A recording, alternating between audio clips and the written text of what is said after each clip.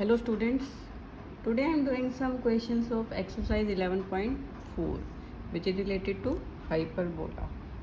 In the previous lecture I have already told you the equations of hyperbola, foci, vertices, eccentricity, length of transverse and conjugate axis and length of latus rectum.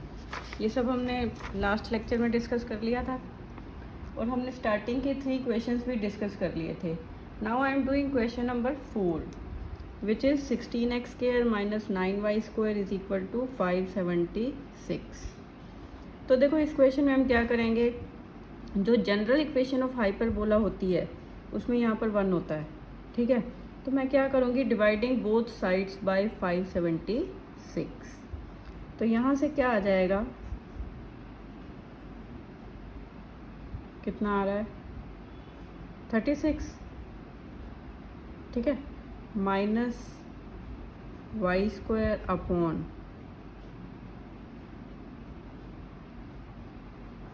ये आ जाएगा. ठीक है, देखो hyperbola को identify करना बहुत easy है. X square वाली टर्म अगर आगे है तो इसका मतलब ये हॉरिजॉन्टल है. It is a horizontal hyperbola.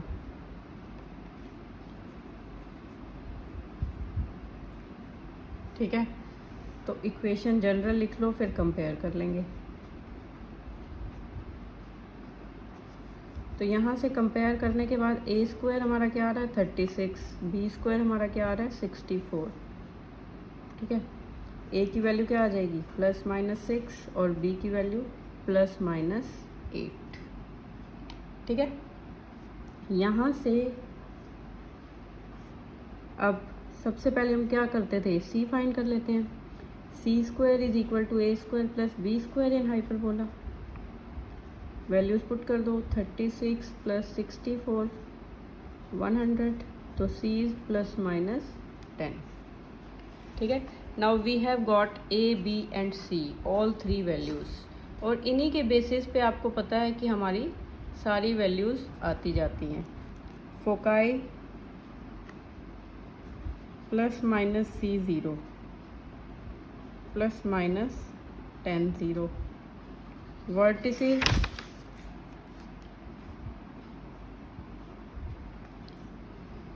Vertices क्या होते हैं प्लस माइनस ए 0. तो ये आ जाएगा प्लस माइनस 6 0. ठीक है, और क्या करना है इसमें हमने, इसेंट्रिसिटी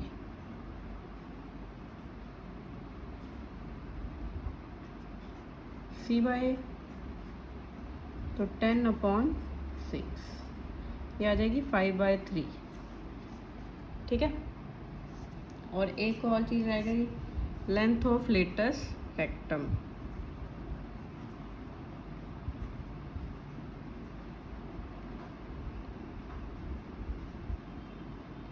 वो क्या होती है 2b स्क्वायर अपॉन ए. तो b स्क्वायर की वैल्यू कितनी है 64 और a हमारा है 6. तो ये आ गया 64/3. ठीक है, तो यहाँ आके ये हमने ये 4 वैल्यूज़ फाइंड करनी थी और सभी जो वैल्यूज़ हैं they will depend upon the values of A B and C. तो सबसे पहला काम ए बी और सी जानना है. ठीक है, उसके बाद तो हम अगर हमें फॉर्मूलाज क्लियर हैं तो वी कैन इजीली राइट. ठीक है, now I am doing question number 5. वो हमारा वर्टिकल हाइपरबोला इसलिए बोला कर रही हूँ मैं. 5y square minus 9x square is equal to 36. Again dividing both sides by 36. तो 5y square upon 36 minus 9x square upon 36 is equal to 36 upon 36 1. ठीक है, यहाँ से देखो y स्क्वायर अपॉन 36 अपॉन 5 लिख सकते हैं, ये 5 अपॉन में ला सकते हैं. एक्स स्क्वायर अपॉन 4 हो जाएगा इज इक्वल टू 1. ठीक है, now it is a vertical hyperbola,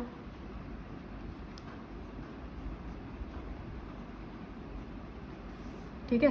तो वर्टिकल हाइपरबोला की इक्वेशन क्या होती है, Y square upon A square minus X square upon B square is equal to 1, ठीक है, यही होती है ना।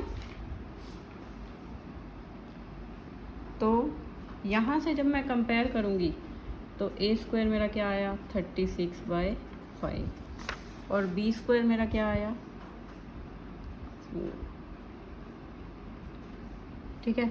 अगर ए की वैल्यू लिखनी है तो ±6/√5 आ जाएगी और बी की वैल्यू लिखनी है ±2 आ जाएगी, ठीक है,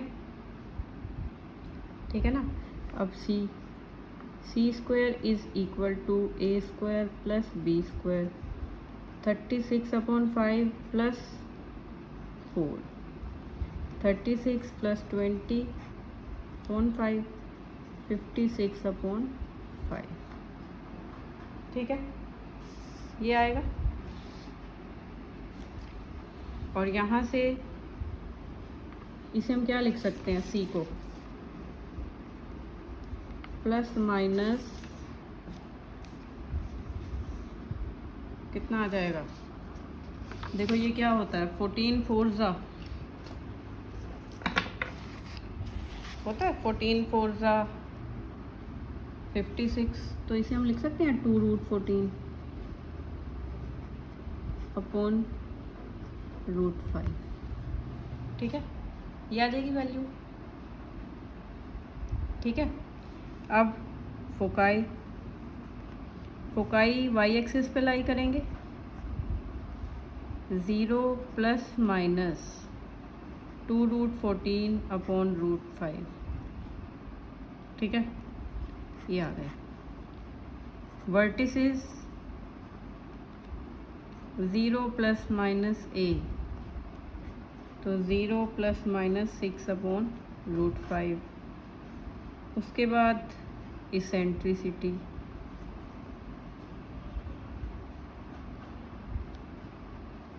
C अपॉन A, तो 2√14 अपॉन √5 अपॉन 6/√5, तो √5 से √5 कैंसिल हो जाएगा, 2 से ये 6 कैंसिल होगा, तो क्या आ गया √14/3, ठीक है। ई की वैल्यू क्या आई √14/3।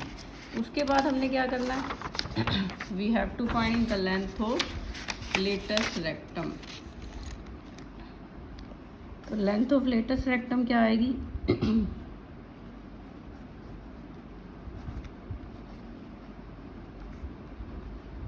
इट इज़ 2b² अपॉन ए, तो 2b² हमारा 4 था, ए कितना है √6/5, तो ये क्या आ जाएगा, ये तो कैंसिल हो सकता है, √5 ऊपर चला जाएगा, 4√5/3, ठीक है।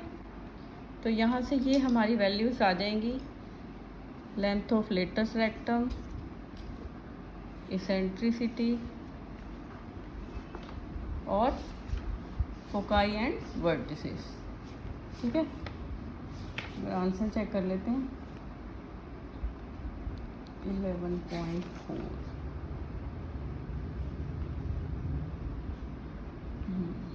ठीक है, आंसर ठीक है।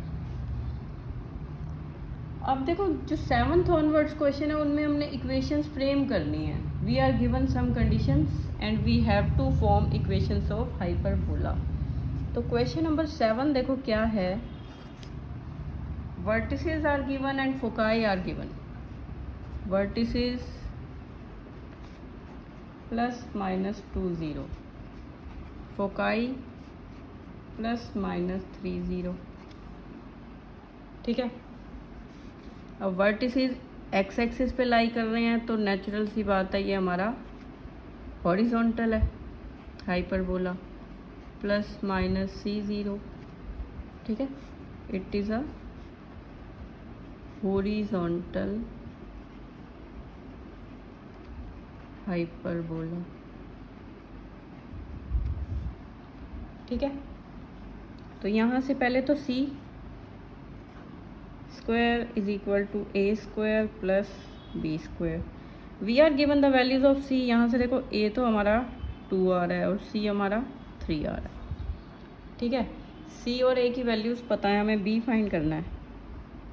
तो 3 square 2 square plus b square 9 4 b square 9 minus 4 b square 5 is equal to. इक्वेशन लिखने के लिए तुम्हें b की वैल्यू की भी ज़रूरत नहीं है, क्योंकि हमारी इक्वेशन में a स्क्वायर और b स्क्वायर आते हैं। ठीक है, so required equation of hyperbola is X square upon a square minus Y square upon b square is equal to 1। Put कर दो values, X square upon 2 square minus Y square upon 5 is equal to 1। तो ये क्या आ गया, X square upon 4 Y square upon 5 is equal to required equation of hyperbola. ठीक है,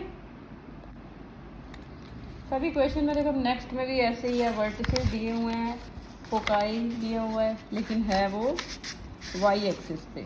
तो इसका मतलब वो किस टाइप का हाइपरबोला है, वर्टिकल हाइपरबोला है। ठीक है, ये कर लेते हैं साथ में। Vertices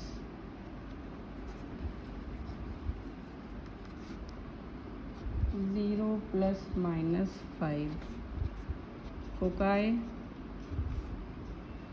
0 plus minus 8। ठीक है, तो clearly it is a vertical hyperbola. तुम इसमें कंडीशन भी दे सकते हो, रीज़न दे सकते हो, since foci lies on Y axis so it is a vertical hyperbola. ठीक है, तो यहाँ से देखो, if I compare it with 0 plus minus A, ये होता है 0 प्लस माइनस सी। तो a की वैल्यू मेरे पास क्या आ रही है 5 और c की वैल्यू क्या आ रही है 8। ठीक है, तो c square is equal to a square plus b square, 8 square 5 square plus b square, 64 25 plus b square, 64 minus 25 is equal to b square. कितना आ गया 39 is equal to b square. तो we have got the values of b square. तो हमें b square की ज़रूरत होती है। तो equation of required equation of hyperbola is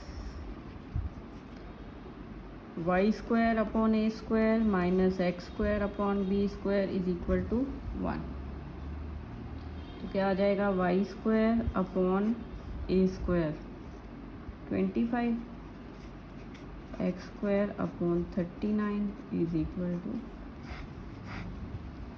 equation of hyperbola. ठीक है, क्लियर। तो in this way you can easily complete your 11.4 till question number 10. We will continue the exercise in next lecture. Okay, thank you.